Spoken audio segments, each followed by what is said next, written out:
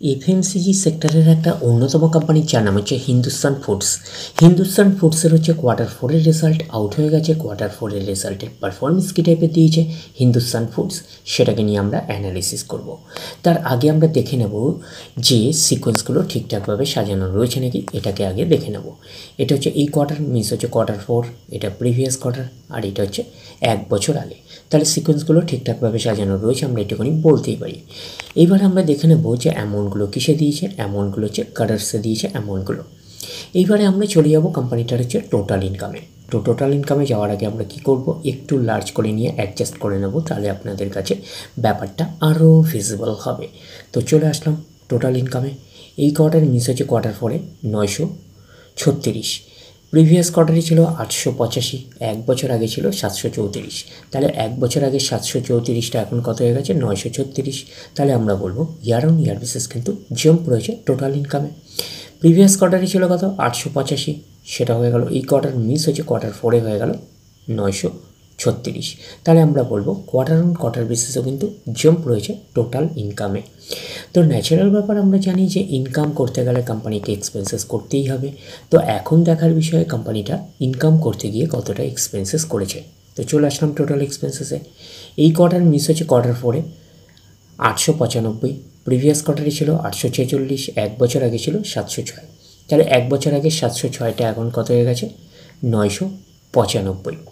তাহলে আমরা বলবো ইয়ার অন ইয়ার বেসিস কিন্তু জাম্প রয়েছে টোটাল এক্সপেন্সেসে। প্রিভিয়াস কোয়ার্টারে ছিল কত 846, সেটা হয়ে গেল এই কোয়ার্টার মিস হচ্ছে কোয়ার্টার 4-এ হয়ে গেল 895। তাহলে আমরা বলবো কোয়ার্টার অন কোয়ার্টার বেসিসে কিন্তু জাম্প রয়েছে টোটাল এক্সপেন্সেসে। এইবারে আমরা বের করবো কি, এইবারে আমরা বের করবো অপারেটিং প্রফিট। কী করে বের করব, টোটাল ইনকাম থেকে টোটাল এক্সপেন্সেস আমরা বাদ দেবো। বাদ দিলে যেটা পড়ে থাকবে সেটা হচ্ছে অপারেটিং প্রফিট। টোটাল ইনকাম পেয়ে গেছি, টোটাল এক্সপেন্সেস পেয়ে গেছি, টোটাল ইনকাম থেকে টোটাল এক্সপেন্সেস বাদ দিলে পড়ে থাকছে অপারেটিং প্রফিট। অর্থাৎ আপনারা বলতে পারেন প্রফিট বিফোর ট্যাক্স, এটাকে আমরা অপারেটিং প্রফিট বলতে পারি। এই কোয়ার্টার মিস হচ্ছে কোয়ার্টার 4-এ 40, প্রিভিয়াস কোয়ার্টারে ছিল 39, 1 বছর আগে ছিল 27। তাহলে 1 বছর আগে 27টা এখন কত হয়ে গেল 40। তাহলে আমরা বলবো ইয়ার অন ইয়ার বেসিস কিন্তু জাম্প রয়েছে অপারেটিং প্রফিটে। প্রিভিয়াস কোয়ার্টারে ছিল কত 39, সেটা হয়ে গেল এই কোয়ার্টার মিস হচ্ছে কোয়ার্টার 4-এ হয়ে গেল 40। তাহলে আমরা বলবো কোয়ার্টার অন কোয়ার্টার বেসিস হচ্ছে স্লাইটলি জাম্প রয়েছে অপারেটিং প্রফিটে। তো অপারেটিং প্রফিটটাই নিশ্চয়ই কোম্পানির মেন প্রফিট নয়। তারপরে বিভিন্ন অ্যাডজাস্টমেন্ট থাকলে সেগুলো প্লাস মাইনাস হবে, গভর্নমেন্টকে ট্যাক্স পে করতে হবে, গভর্নমেন্টকে ট্যাক্স পে করার পরে কোম্পানির কাছে এটা পড়ে থাকবে, সেটা কোম্পানির ফাইনাল প্রফিট বা নেট প্রফিট হিসাবে আমরা কনসিডার করতেই পারি। প্রফিট ফর দ্য পিরিয়ড, এটাকেই নেট প্রফিট বলতে পারি, এটাকেই আমরা ফাইনাল প্রফিট বলতে পারি। এই কোয়ার্টার মিস হচ্ছে কোয়ার্টার 4-এ 30, প্রিভিয়াস কোয়ার্টারে ছিল কত 28, 1 বছর আগে ছিল 22। তাহলে 1 বছর আগের 22টা এখন কত হয়ে গেছে 30। তাহলে আমরা বলবো ইয়ার অন ইয়ার বেসিস কিন্তু জাম্প রয়েছে নেট প্রফিটে।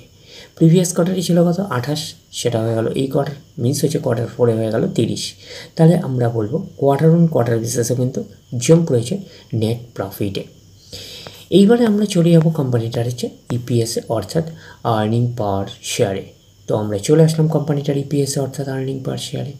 এই কোয়ার্টার মিস হচ্ছে কোয়ার্টার 4-এ 2.62, প্রিভিয়াস কোয়ার্টারে ছিল 2.44, 1 বছর আগে ছিল 2.01।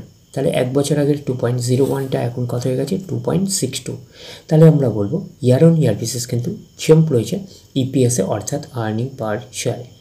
প্রিভিয়াস কোয়ার্টারে ছিল কত 2.44, সেটা হয়ে গেল এই কোয়ার্টার মিস হচ্ছে কোয়ার্টার 4-এ হয়ে গেল 2.62। তাহলে আমরা বলবো কোয়ার্টার অন কোয়ার্টার বেসিসে কিন্তু জাম্প রয়েছে ইপিএসে অর্থাৎ আর্নিং পার শেয়ারে। তো ন্যাচারাল ব্যাপার, আমরা জানি যে নেট প্রফিটের রিফ্লেকশনটা ইপিএসে পাই, তো নেট প্রফিটের রিফ্লেকশনটা আমরা ইপিএসে পেয়েছি।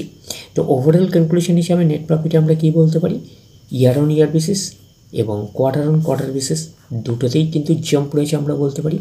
তো ওভারঅল কনক্লুশন হিসাবে বলতে পারি হিন্দুস্তান ফুডস লিমিটেডের হচ্ছে কোয়ার্টার 4-এর রেজাল্ট আমরা বলতে পারি আউটস্ট্যান্ডিং টাইপের পারফরমেন্স করেছে, আমরা কিন্তু এটুখানি বলতেই পারি।